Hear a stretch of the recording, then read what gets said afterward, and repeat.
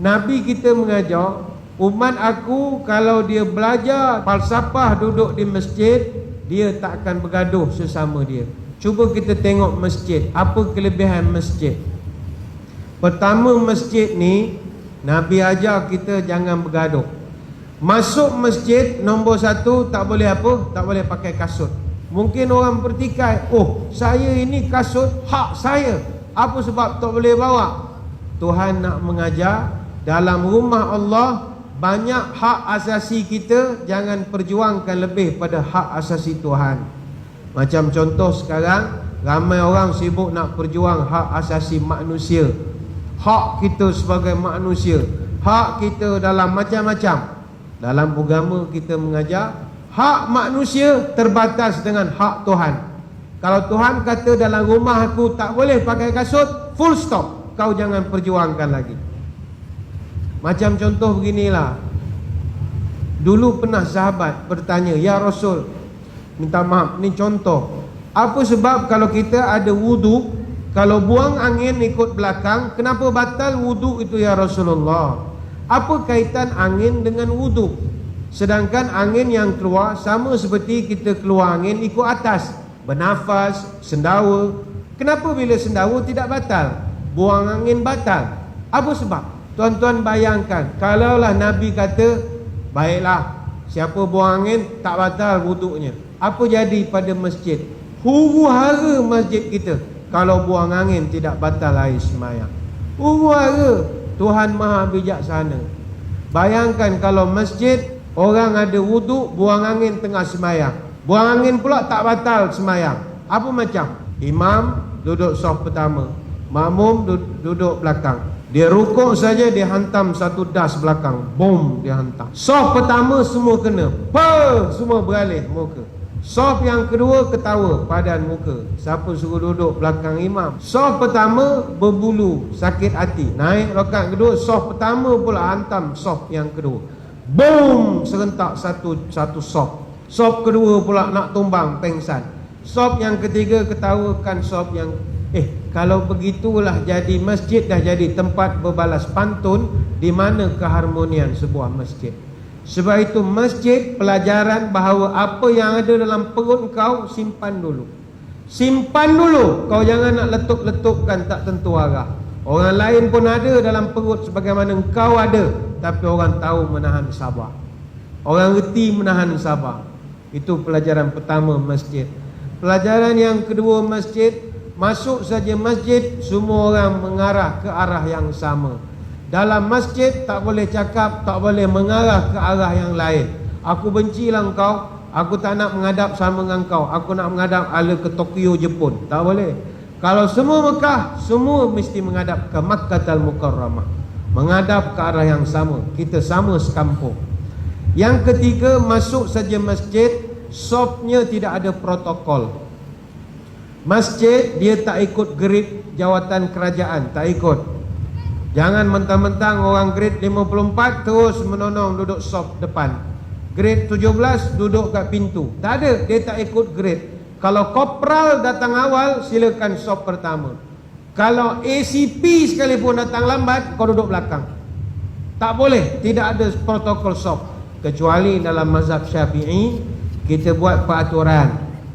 Protokolnya ada, tapi untuk ikut umur sahaja. Saf pertama orang dewasa, lelaki-lelaki. Yang kedua kanak-kanak. Yang ketiga khunsa, tak kira muskil atau tidak muskil. Dan yang last barulah orang perempuan dewasa. Yang keempat, masuk dalam masjid, semua orang tidak dibenarkan menggunakan bahasa tempatan. Semua mesti cakap bahasa Arab bila berinteraksi dengan Allah. Bukan Tuhan tak faham bahasa kita, tapi Tuhan nak suruh standardkan semua orang Islam cakap bahasa yang sederap senada. Bayangkan kalau dalam masjid kita cakap bahasa masing-masing, bergaduhlah sesama kita. Imam orang asal dari Pahang, tak nak cakap Arab, cakap Melayu. Angkat takbir tak nak sebut Allahu Akbar, tapi dia terjemah dalam bahasa Melayu, bahasa Pahang. Angkat takbir, Tuhan Bapa besarnya, bagi contoh. Nanti orang dari Terengganu akan marah. Dia ni cakap faham pula dah, mengada-ngada. Aku nak cakap Terengganu jugalah. Tuhan besar batu, contoh. Nanti orang Seri Medan, Batu Pahat, Parit Raja, semua yang jauh-jauh semua nanti marah. Ni Tuhan ni gede-gede dah, main gede-gede Tuhan pula dah. Orang daripada Asahan, daripada Nilai, Sumatera Barat, Tuhanan gadang. Akhirnya gadang gede, geding, macam-macam pesin. Bila semayang kita akan jadi bersatu. Baik itu Tuhan buat undang-undang, kau menghadap aku, cakap bahasa standard, bahasa Arab. Tak boleh cakap bahasa lain, supaya tak timbul pergaduhan. Walaupun kau tak pandai cakap Arab, kau usahakanlah, pelat pun pelatlah. Macam orang Cina. Orang Cina nak dapat tahap macam Ridwan Tib, Zipu Nasir, itu dah makam tinggi. Dia orang dah berlatih lama baca Quran, sedap bacaannya. Tapi kalau average rakan-rakan kita yang Chinese, itu memang susah betul nak cakap Arab. Sebab orang Cina, huruf tertentu dia tak boleh sebut. Jelas, huruf D dia tak boleh sebut.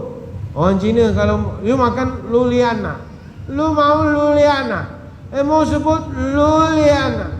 Dia nak sebut durian pun tak pandai. Walaupun dia toke durian, dia nak sebut durian, luliana dia tak sebut.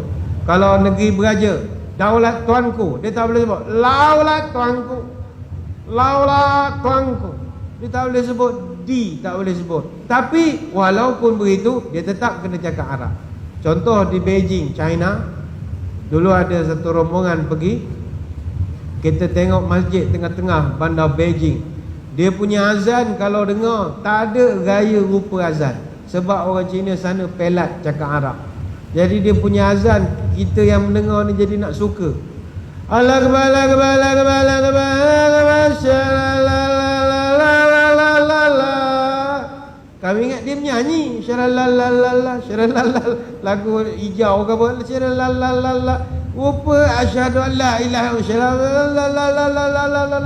Dia orang memang pelat betul.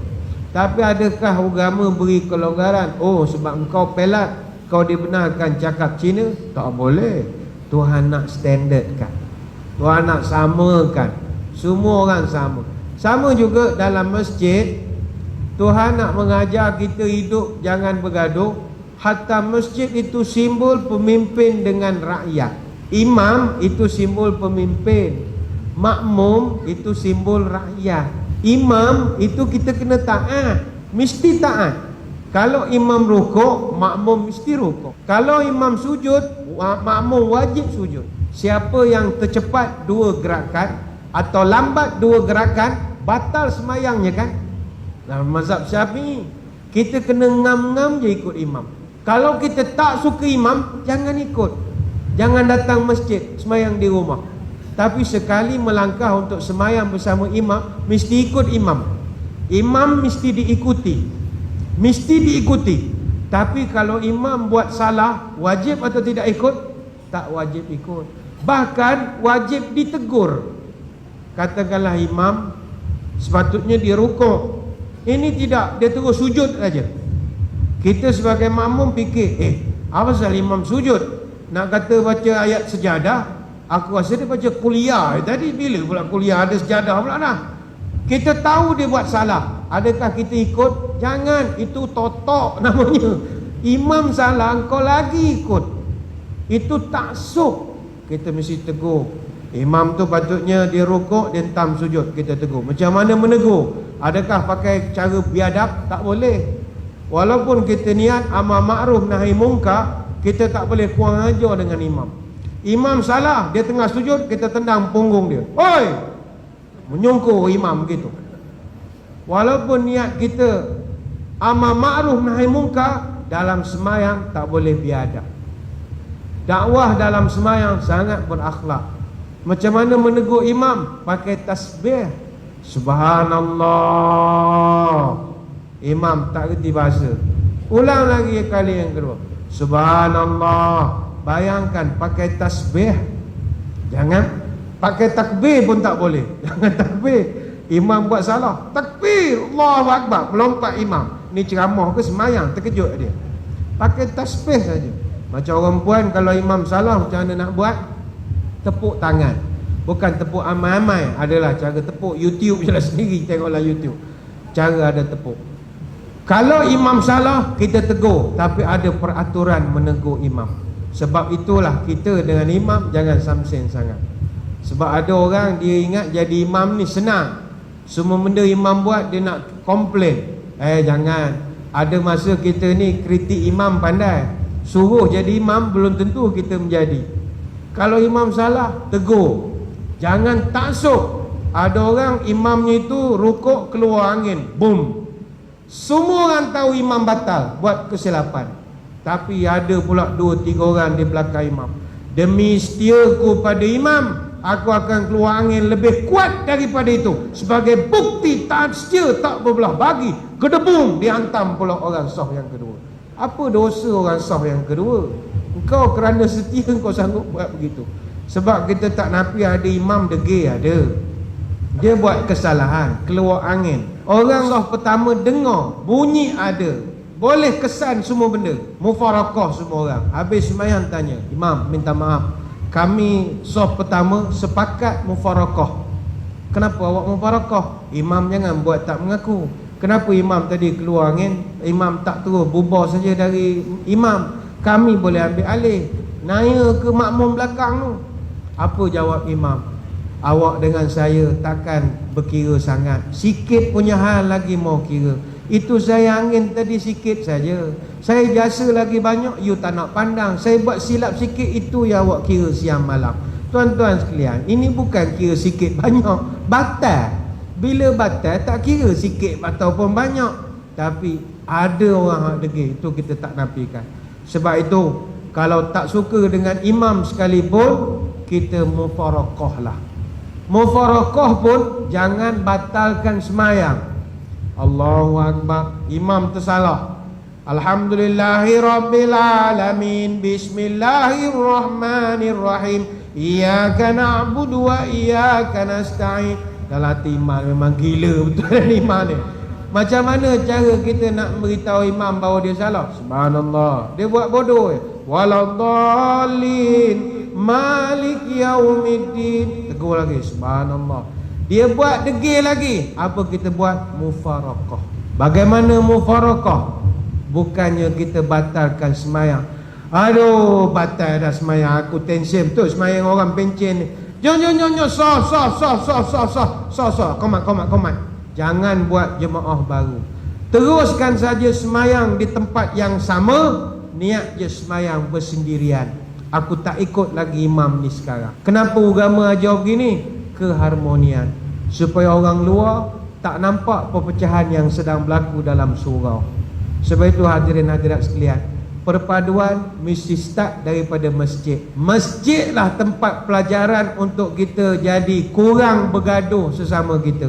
Makanya orang kalau dia rajin memerhatikan falsafah di masjid, insya-Allah dia akan jadi orang yang hebat dan payah nak bergaduh dengan orang lain.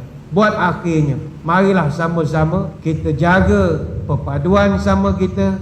Jangan bergaduh sesama kita. Berhati-hatilah kita dengan musuh-musuh yang kita tidak nampak. Yang di depan kita umpama telunjuk lurus, kelingking berkait. Matanya bertentangan tapi hatinya kedapatan. Beriman di mulut tapi sebenarnya hatinya berlumut.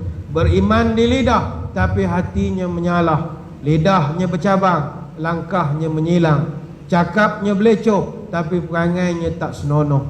Ke tengah memfitnah, ke tepi berdengki. Ke laut menghasut, ke darat mengumpat. Ke hulu menipu, ke hilir menyindir. Ke atas mengampu, ke bawah melapah. Ke gunung menyombong, ke lurah menista. Duduk mengutuk, tegak membengkak. Sama keluarga, laga melaga. Sesama kawan, makan memakan. Sesama sahabat, sebat menyebat. Sama bangsa, paksa memaksa. Sama sedusun, pulun memulun. Sama sekampung, hasung mengasung. Sama sedesa, cerca mencerca. Sama senegeri, iri mengiri. Hati-hati dengan golongan ini. Ayo kita kuatkan ukhuwah sesama kita. InsyaAllah musuh-musuh ini dapat kita tewaskan mudah-mudahan.